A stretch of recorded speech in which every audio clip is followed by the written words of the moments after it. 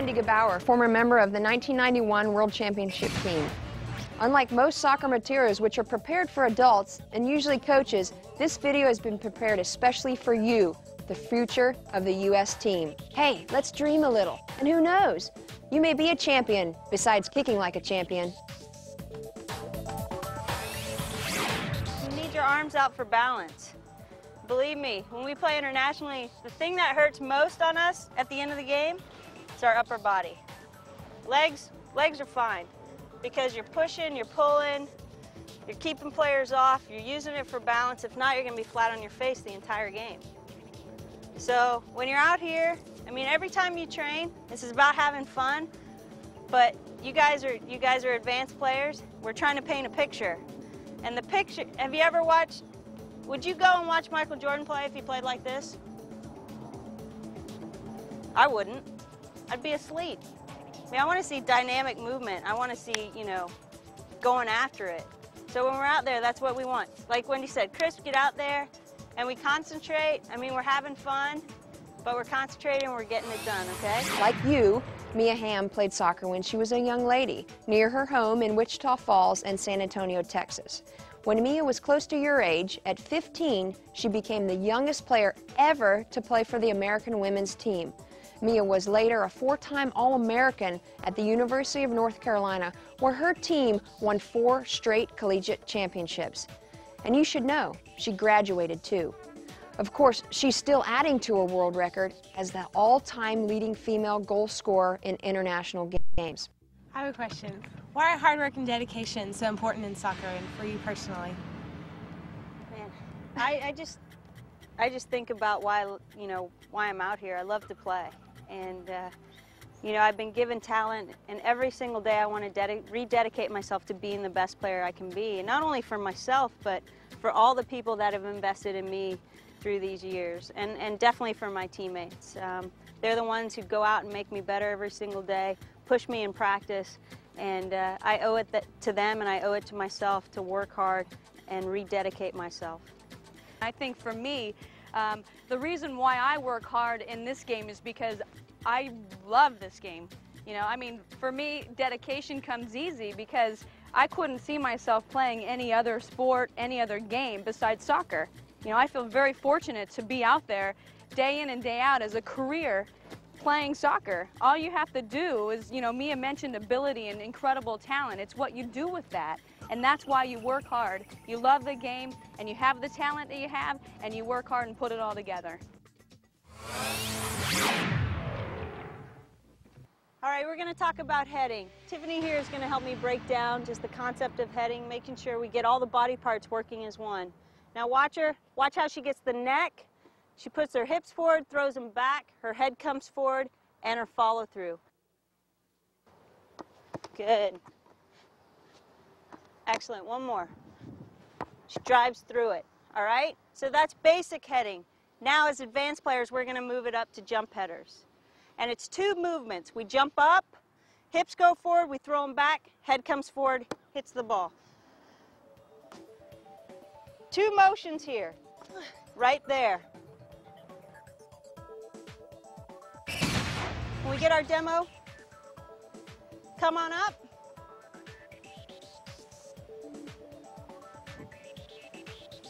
Two movements. You jump up and then head it. Nice. Good. Straight up, then attack. Excellent.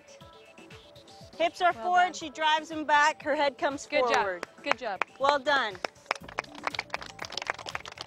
So now we have the simple form of heading. Now we need to work on timing because timing is everything.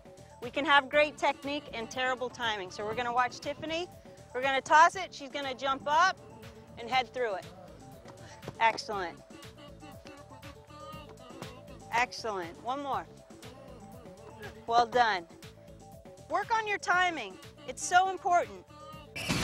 There's a difference. We have attacking heading, we want to head the ball down. We have defensive heading, which we want to get the ball up and out of our defense. So let's watch Tiffany one more time. Attacking header, down, and defensive header. Good. Up and out. All right, let's see our demo groups. Timing is everything. Good tosses. Tosses make all the difference. Well done, excellent. Attacking, down, and a defensive header, up. Good. Nice. One more? It's all right? One more. Good. Well done, All you right, guys. round of applause. And the last thing we want to do, okay, the last thing we want to do is we can't always head without any pressure. So we're going to add some pressure for Tiffany. Come on up. So we're going to have a defender. She's got to jump up from behind the defender and head this ball. Timing and concentration are key. Good. One more. This is the right way. All right, let's have our demo group up. Here we go. Excellent. Excellent. Nice. Well done. One more. Yeah, round of applause. Awesome. We talk about jump headers, okay? You got to be aggressive. Decide to do it. Timing is key, and it's two movements. We jump up, our hips come forward, we throw them back, head comes forward, and we head that ball. And I'm not kidding you. Don't you dare let anybody tell you you can't head because you're short. Anybody can head the ball because heading is all about timing. Now let's see that again in slow motion.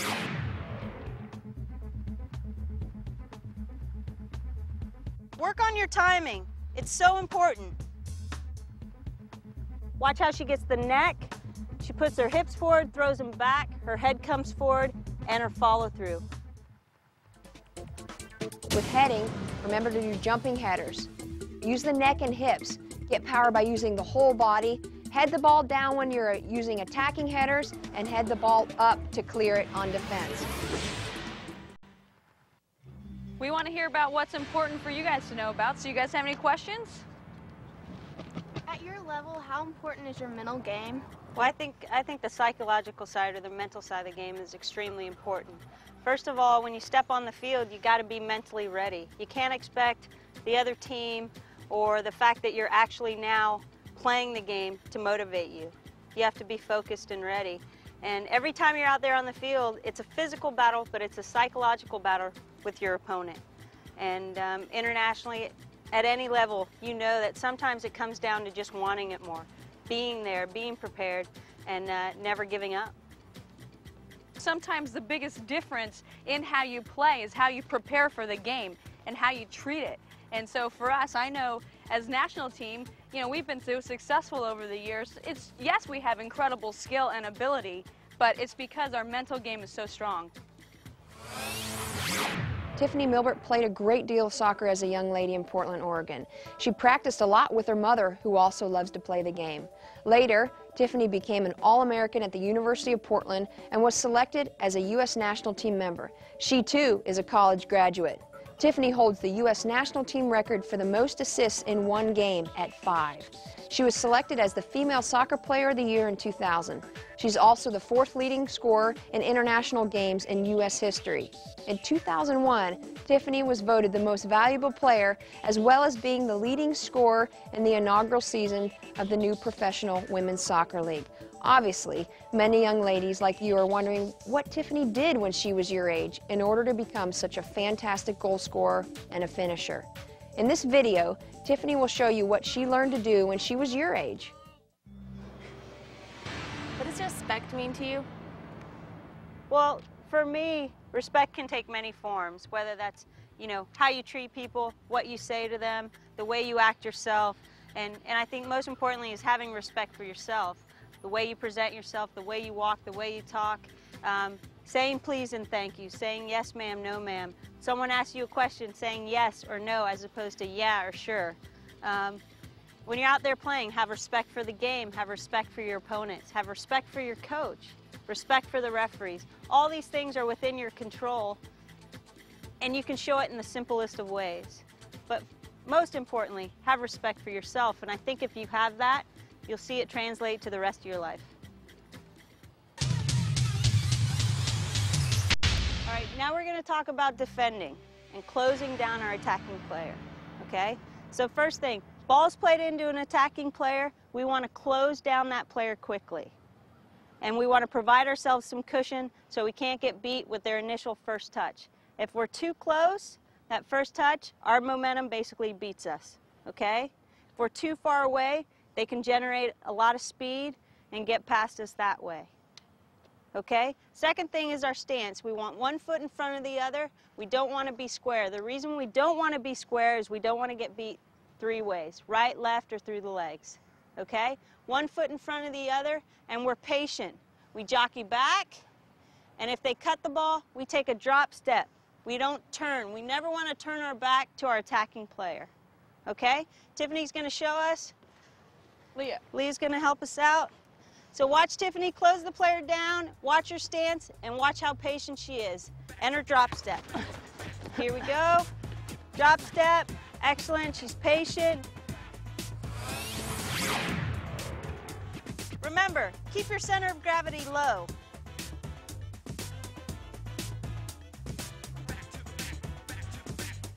Well done. Now I need my volunteers to step on up. Same principle. Close down that attacking player. Good. Drop step. Good. Excellent. Well done. So like we said, we want to close down that player quickly.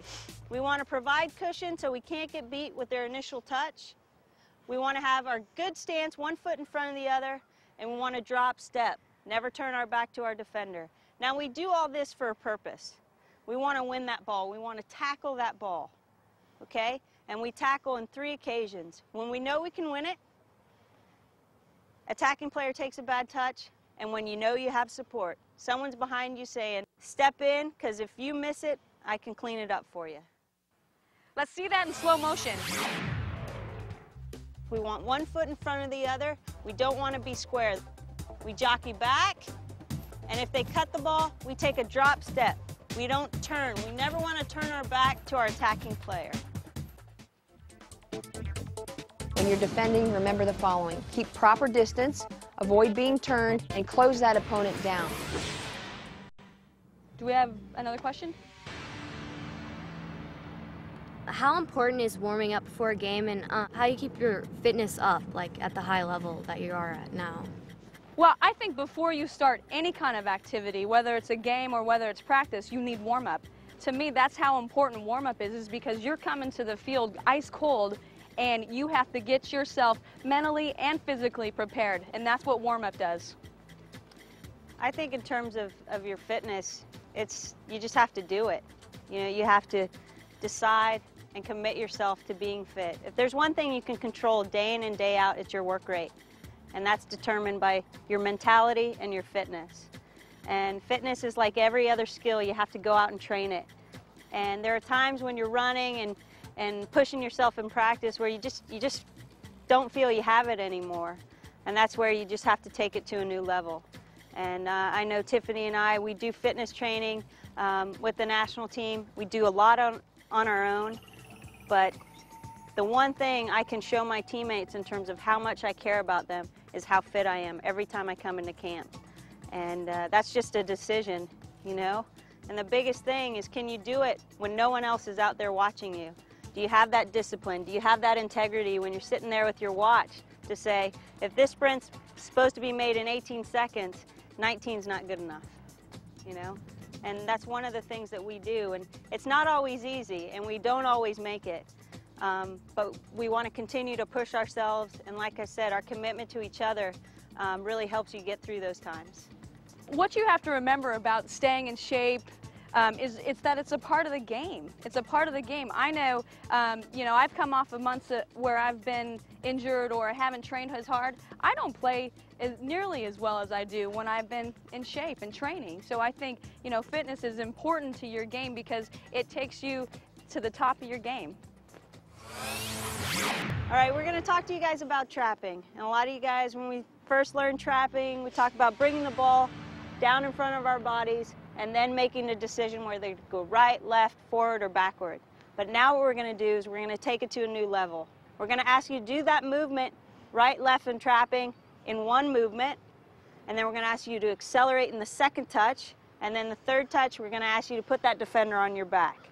Okay? So we're going to use the chest, the thigh, and the head. So Tiffany's going to show us. First, I'm going to apply the pressure. I'm going to toss her the ball. She's going to go right or left of me, accelerate with the second touch, and with the third touch or the recovery touch, she's going to get in front of me and put me on her back. So here we go. Good.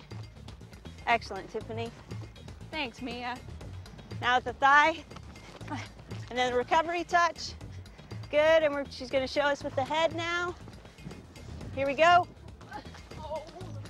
It's okay. The chest, the thigh, and the head. All right, so my 4 volunteers, jump up real quick. We're going to start off with the chest and then the thigh. So go ahead, move, and then recovery touch. Nice. Put that defender on your back. Well done. Now with the thigh. Excellent. Get Recovery fired. There you touch. go. Good. And Get now fired, with the then put it head. on your back.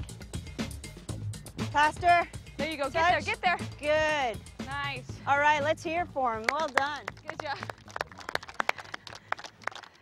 That was really great. That's really important. I think first of all, for us to take it to a new level is when we're trapping it, is try to move the ball left or right away from our pressure, our defender. And then with the next touch, we need to accelerate to give ourselves some distance. Third touch, recovery touch. Put that defender on your back, okay? Put your body between them and the ball. Well done, you guys. You guys, I know you spent hours training your form, but now what we want to do is, do you think me and I beat people just by having great form? Now we want to add motion and acceleration and explosion, and that's how we get goals, and that's how we beat people. Now let's see that again in slow motion. The chest.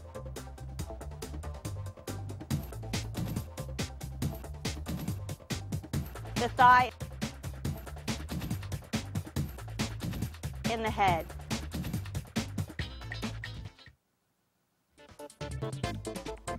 Trapping and dribbling.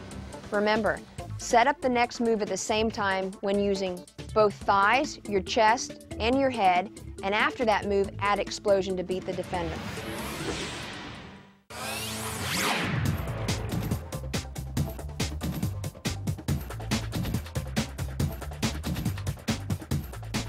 We have more questions. How important is it to scout the team before playing them? I think it is important to scout the team that you're playing, and there are a lot of things that you can learn from them, but probably the biggest is just their tendencies, overall tendencies as a team. Do they play a direct style? Do they like to possess the ball in the back and bring it up? Do they attack down the right side of the field more often? And then also getting to know personalities, seeing what their playmakers like to do. Their goalkeeper, is she a goalkeeper who holds on to the ball, or does she bat it down? And then the other thing is set plays. You know, watching, scouting teams, learning what they like to do on set plays. Do they in-swing or out-swing corner kicks? On free kicks, do they have one person, two people, a lot of movement, back post balls? All these things you can learn by watching your opponent. But the one thing I will tell you whenever you scout a team is you always have to keep an open mind. Always approach watching the opposition play from the standpoint that they're playing their best or they're playing their worst. And just know that when they play your team, it's a different game, and expect their best.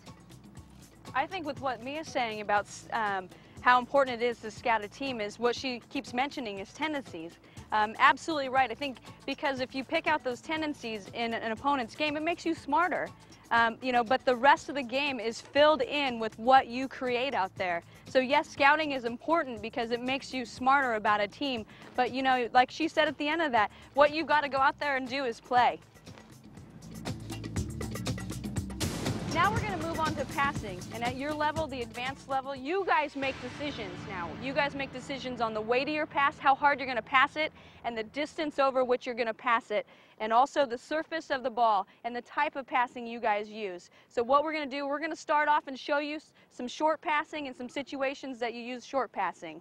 All right, first thing we're going to talk about is the short pass, the inside of the foot, okay? It's about 5 yards back and forth, 5 to 10. We use the inside. We can hit it harder or softer depending on the distance and how quickly we need to get the ball there, okay? We use the inside of the foot because we have more control. This is just when you want to have passing between teammates. You need to get the ball there. Your teammate's 5-10 yards away from you. Right, and a good example of how we could use this, it would be in the give and go scenario. So we have a defender here, okay? Tiffany's gonna dribble at her, inside the foot, give and go. Once again, inside the foot, give and go. Short pass.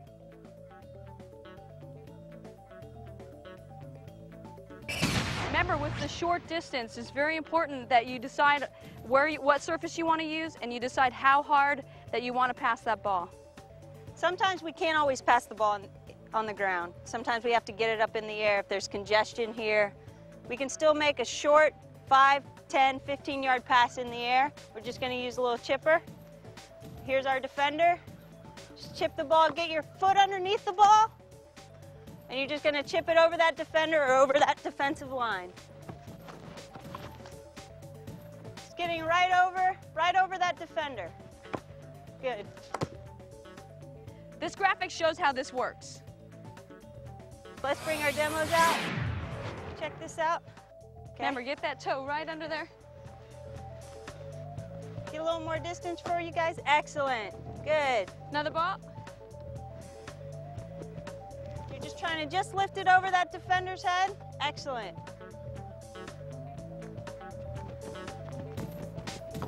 Good.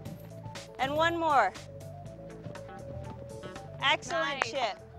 Perfect. Well done. You guys, the key with any passing is you need to practice both feet, right and left. Make sure you keep practicing that. All right, we talked about the short passes. Now we're going to get to intermediate passes or middle range passes. And like Tiffany said, it's based on the scenario that you're given. Sometimes we need to flight the ball. Sometimes we need to keep it on the ground. Sometimes we need to bend it. Sometimes we need to drive it to our teammate, okay? So right now we're going to stretch the distance out to 20 to 30 yards. First thing we're going to do is bending balls on the ground. And we bend the ball with the inside and outside of our feet, around the defender, and bending into our attacking player. We can bend it around a defender, around a defensive line. So we're going to have our defender come out here, and Tiffany and I are going to bend it around this defensive player. When you're working on bending balls, what you want to do, Mia said inside or outside, you just want to get that ball right on here, on the inside, and right here with the outside, and curl that around the defender. You can do it on the ground, like Tiffany and I are doing.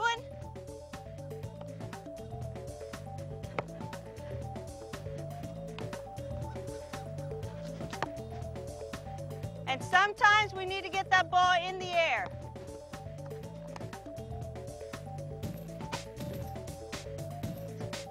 And around the defender. So if we can get our demo group to come out. Start off in the ground, on the ground. On the ground, and like we said, we go around the defender and into our attacking player. Excellent. You guys, remember when we practice, we're using all surfaces, both feet. Both feet. Inside, outside, right, left. Good. And how about in the air? Good. Another one. All Yes, right, well good, Ben. done, well done. Come on in. So that was the bending ball. We used both surfaces, inside of our feet, outside. Sometimes we have to get that ball airborne. Now we're going to the driven ball on the ground, because sometimes we don't have a defender in our way. We can just crank it out on the ground, a little longer, a little harder. We don't have a defender in our way, but we want to get that ball to our attacking player quickly. What you're doing, you're using the laces and you're driving low. Keep it on the ground. Well done.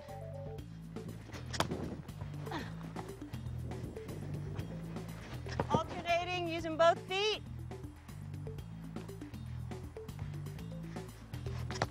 Follow through low, follow through low. With this one, it's almost like a shot. You're landing on the same foot that you strike the ball with. You want to try and practice like this. All right, here's our demo. We'll have those guys come out. Nice and low, and we want that ball to hug the ground. We we have an attacking player that we want to get in, say we're trying to change the point of the attack. We want to do it quickly. We have no defender in the path of the ball. One more. Well Nice. done. All right, great demo. So that was our intermediate passing. 20 to 30 yards. Different surfaces we can use. Like we said, we bent the ball on the ground, in the air.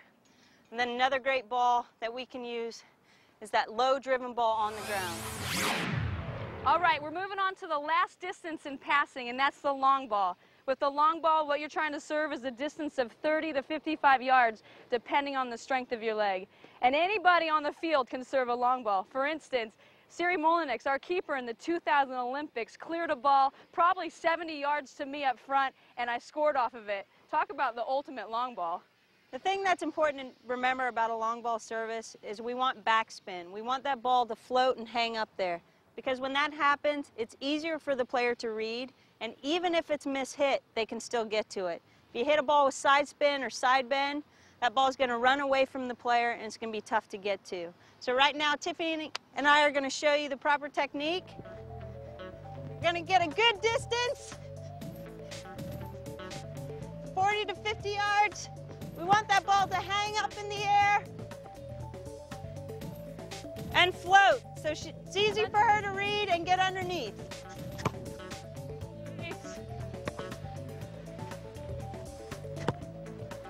Hey, see, I'm getting always side want spin to on that alternate one. feet. That's not backspin. Practice both feet.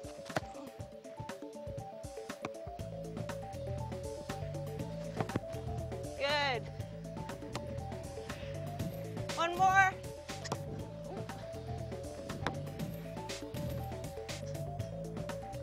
Long pass.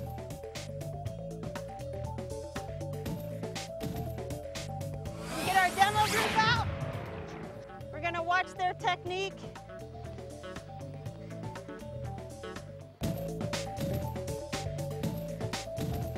We want that ball to hang in the air, so if it's an attacking player, she can get underneath it.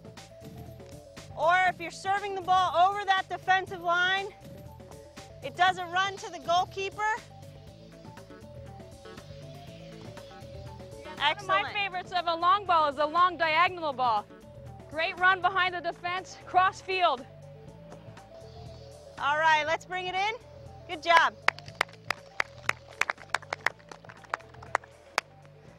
So like Tiffany talked about, the long ball service. Everyone should take personal pride in knowing that they can serve that long ball. And what you have to do is you have to go out and practice with a proper technique. We want that ball to float, have good backspin, stay in the air so that attacking player, midfield player, whoever it is, has an easier time getting underneath that ball. The ball's soft, they can either flick on if they need to, bring it down, or, like Tiffany said, that long diagonal ball across the field behind the defense that gets that, outside midfielder or Tiffany herself in. All right, so take personal pride and go out there and work on that. Now let's see that again in slow motion. Inside the foot, give and go. Get your foot underneath the ball, and you're just going to chip it over that defender. And we bend the ball around the defender into our attacking player. Nice and low, and we want that ball to hug the ground. We want that ball to float, have good backspin, stay in the air so that attacking player, midfield player, whoever it is, has an easier time getting underneath that ball. With passing, remember you can use passing in a number of ways. You can use short distances with give and goes and chips.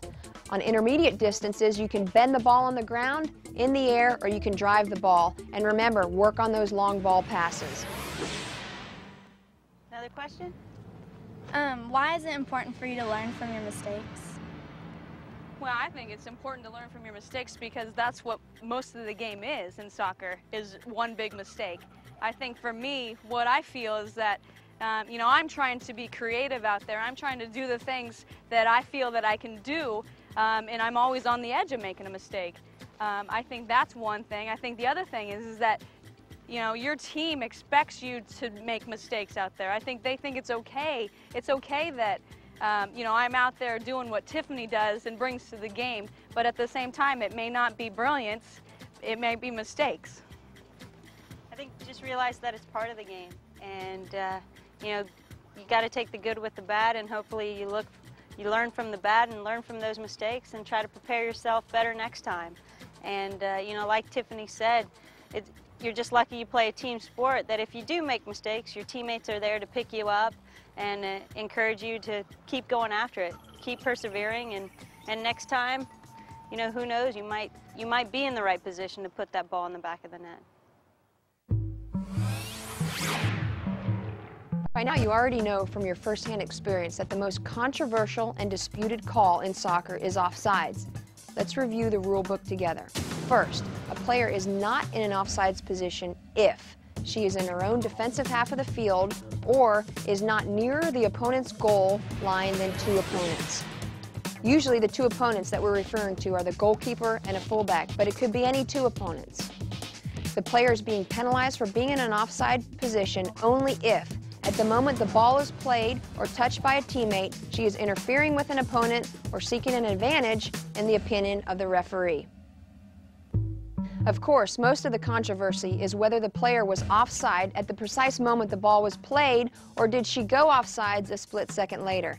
While fans like you, watching TV at home, might have an advantage of an instant replay, the referee and their assistant referees do not. The mere fact a player is in an offside position does not mean the referee should blow his whistle for offsides. The referee has to determine if the player is seeking an advantage or is interfering with an opponent. That wasn't so hard, was it? Okay, now we're getting into my favorite part of the game, which is shooting. Everybody knows that you don't get better with shooting without practice. So what I want to emphasize to you guys is that it doesn't matter if you don't have a partner to go play with. Find a wall. Use anything that you can to go out and practice. Now with shooting, there's three different types of techniques. There's the power shot, there's the bending shot, and then there's the chip. And what we want to get into today is we want to teach you guys those three techniques so you guys can go practice. So let's get into the power shot. That's right. First one, okay? Tiffany's going to show us the power shot. Important on your plant foot. It's either right beside the ball, about half a ball length away, or a little bit behind the ball, okay? We want your toe down, we want your ankle locked and knee over the ball. And probably the last and most important thing is that follow through. We want that follow through going straight to your target. So if you draw a line from the goal to the ball, it should be straight to it. We don't want you spinning off because that's going to cause the ball to spin and spin out away from the goal. So let's watch Tiffany real quick. Hit two balls, follows right through and lands on that kicking foot. I want you to also notice that she's really relaxed when she does this. She's not trying to kill the ball. It's not how hard she swings that determines the pace of that ball. It's her technique. Notice the body position. So let's get our players up here to demonstrate real quick. All right. So first one up, nice good technique, toe down, ankle lock, straight to your target. Excellent. Excellent. Next one. Well done. We're hitting this ball on our laces. Well done. Let's hear it for them. Good job. So make sure you get that toe down and ankle locked, knee over the ball, and you're following through straight to your target. We're trying to hit that ball right on our laces, right on the hardest part of our foot. I think the key to shooting is that who wants to score a goal? Who wants to score a goal? That's my attitude. I think we can teach you all the techniques in the world. Now you guys got to get out there and you got to want to score. Okay, next we're moving into the bending shot.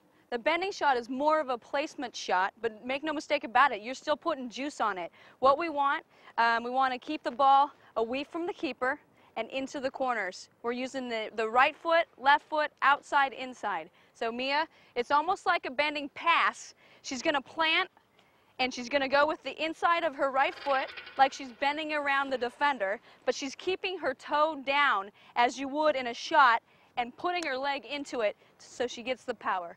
Let's see an example of that. Like Tiffany said, we want to bend that ball around the keeper, away from the keeper, into the goal.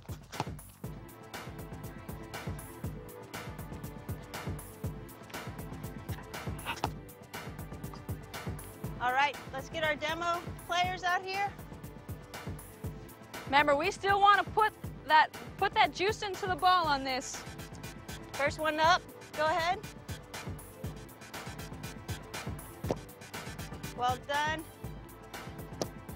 Excellent. Into the corners, into the corners. Well done.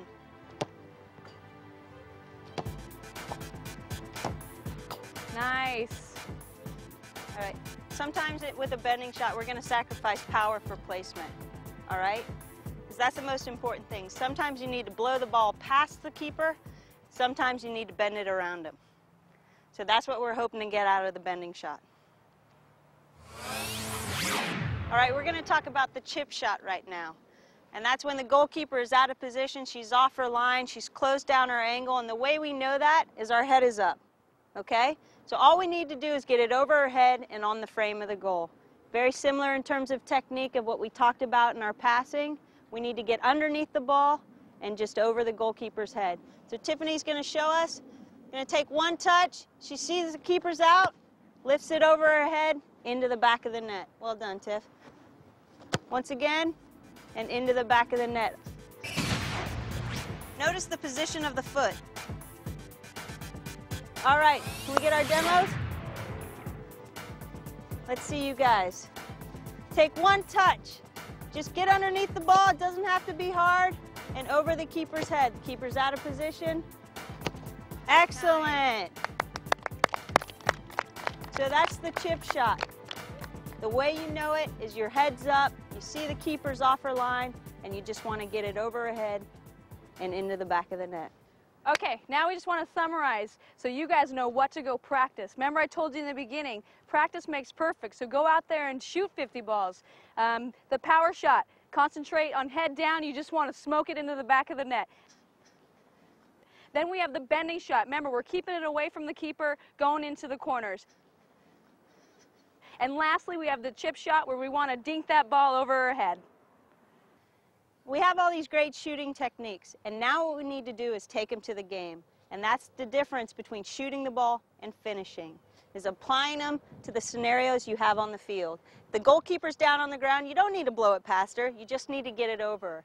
If she's hugging one post, just bend it around her. You know, there's a difference between shooting and finishing, and we want you guys to be finishers. With shooting and finishing, remember, you can use a power shot, you can use a bending shot, you can chip the ball over the keeper. Remember, choose the correct surfaces, and don't use as much power when you're decision making or finishing.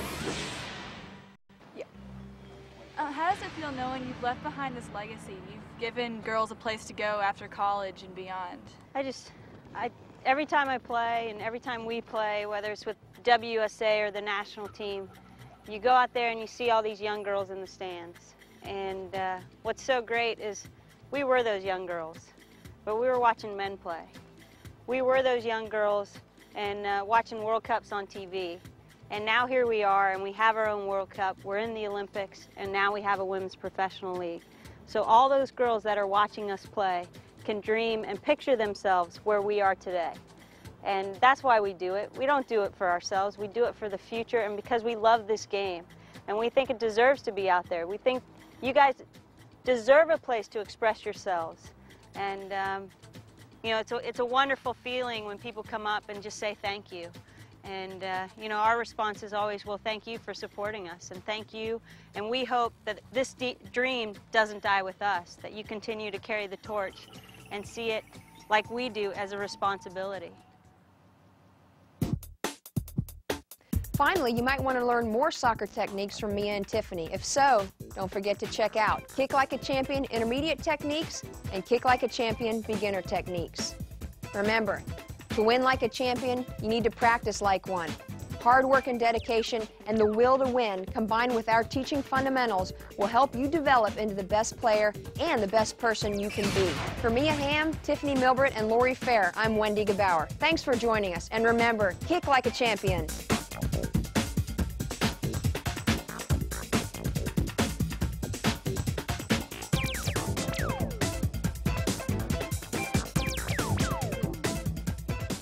Remember, have fun and kick like a champion.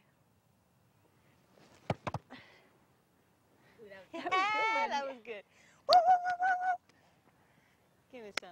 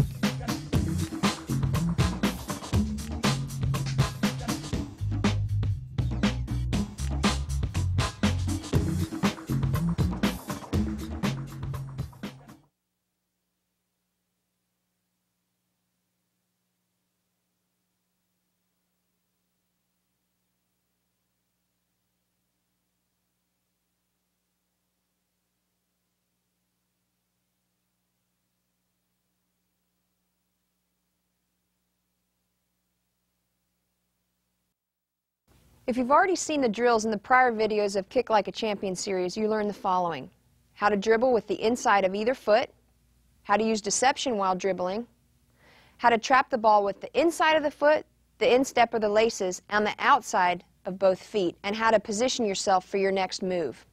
How to trap the ball with your thigh, your chest, and your head, and again, how to position yourself for that next move. You learned how to do give and go passes, how to defend by staying goal side, supporting your defenders, and stealing the ball when the opportunity arrives. You learn how to shoot the ball with the side of the foot by placing the plant foot alongside the ball, pointing the plant foot towards the goal, locking your ankle, and following through. You learn how to shoot the ball with the instep of the foot. Again, those same techniques: plant foot, pointing towards the goal, locking your ankle, and following through. You learn how to play goalkeeper by making a W with your thumbs and fingers, being decisive, and cutting down the angle.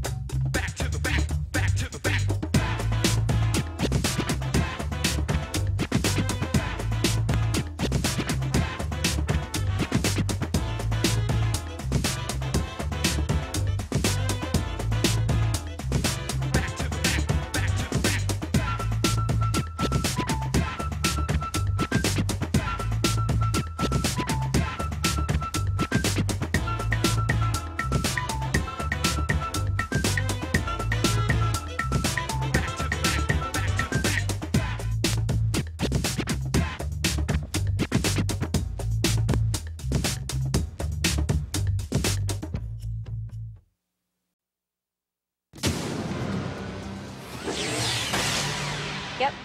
When you were our age, how did you dedicate yourself to soccer? You just got to love what you do. And I think if you do that, when you go out and if you train on your own or when you're out practicing with your team, you're going to be more focused and you're going to be more intense and get more out of that training. And it's got to be your decision, though. Can't be your parents, can't be your friends. You've got to love it. You've got to want to go out and do that extra work. Because if it's not you motivating yourself, then you're not going to enjoy it as much. You know, we're training, we're intense, and we want to become better. We want to make our teammates better. But when it's all said and done, you know, like Lori said, it's a game, and it's about having fun. I think everything is so interesting. Everything goes back to loving the game, enjoying the game. So when I was your age, I felt the way that I dedicated myself to the game was I couldn't imagine not playing it. I mean, can you guys imagine not having soccer in your life right now?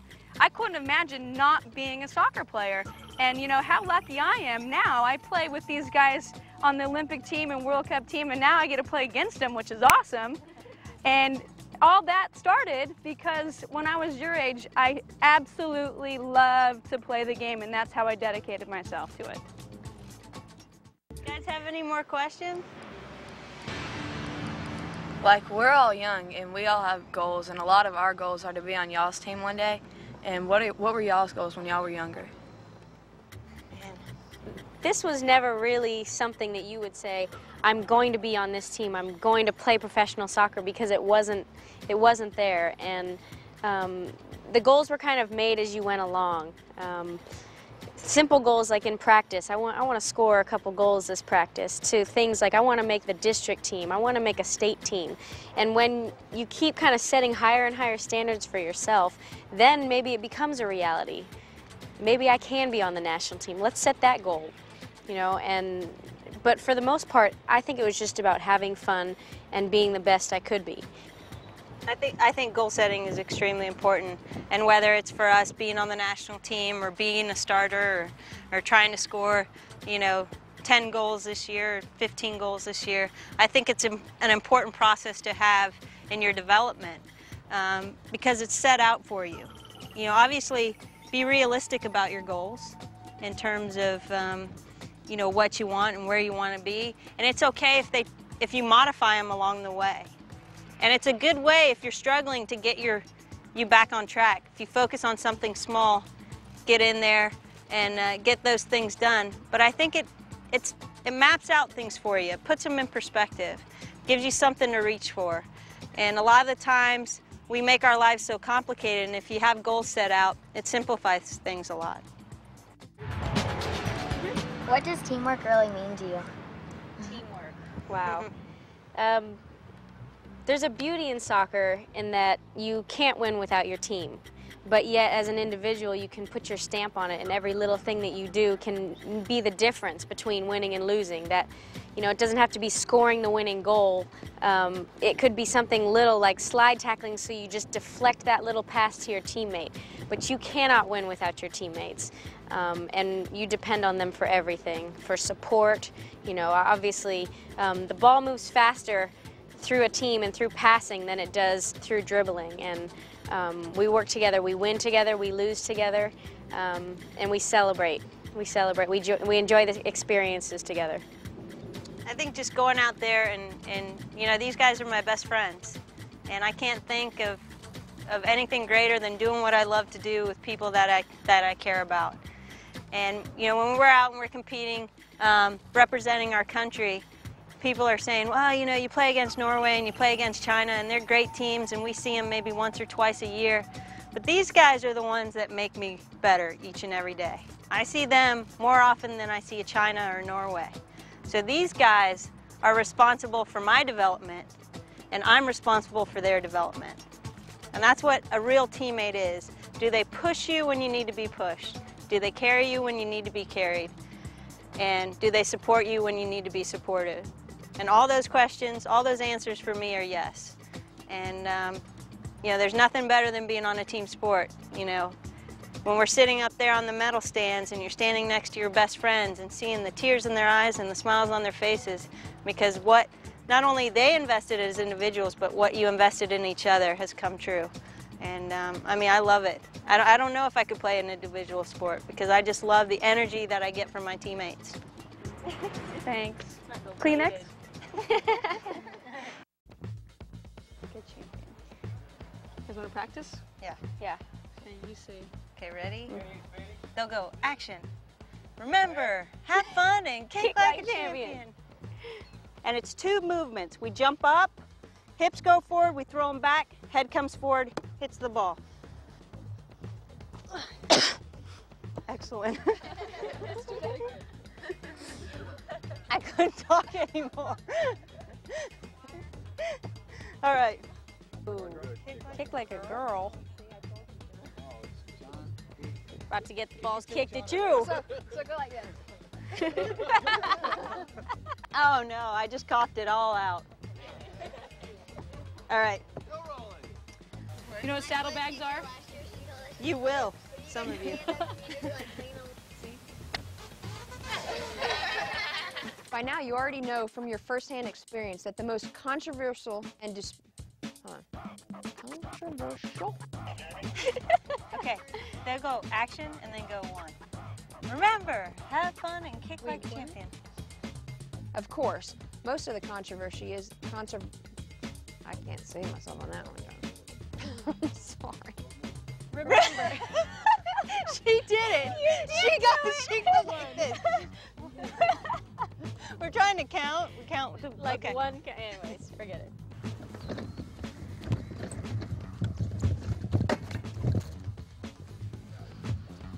God, that's so unnatural.